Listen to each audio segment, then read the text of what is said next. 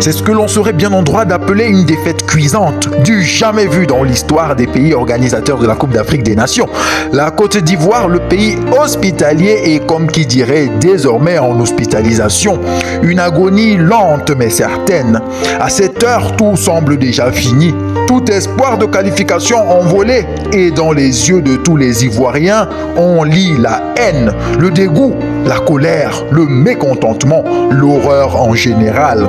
Par mesure de précaution, il serait même judicieux de renforcer le dispositif sécuritaire auprès des joueurs nationaux, les éléphants, de peur qu'ils ne finissent par être attrapés et déchiquetés par la population qui crie au scandale et n'a qu'une seule envie, en découdre pour évacuer toute cette honte et ce stress monumental flanqué à Mondovision par ces joueurs ayant fait preuve de beaucoup de maladresse, de paresse, de lassitude et de désinvolture. Voilà comme ça la réputation, que dis-je, le charisme de tout un pays au sol.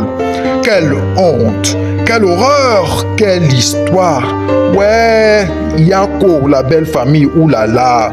Que dire, que faire, que penser, car à l'heure actuelle, aucun mot de consolation, aucune action d'affection ne peut véritablement remédier à cette situation pour le moins catastrophique. Mais bon, comme il vaut mieux toujours voir le bon côté des choses, je dirais qu'il n'y a pas eu mort d'homme.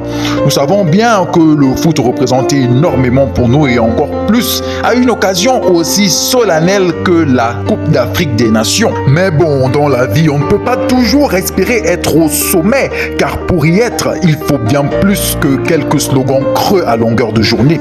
Il en faut bien plus que quelques chansons patriotiques fortes. Et malheureusement, il faut l'avouer, les éléphants n'ont pas été au top du top. Et pour preuve, les scores parlent d'eux-mêmes. 4 buts encaissés presque bêtement par les Ivoiriens face à la Guinée. Un score qui résonne comme une fessée monumentale pour les Ivoiriens qui se veulent toujours très vantards.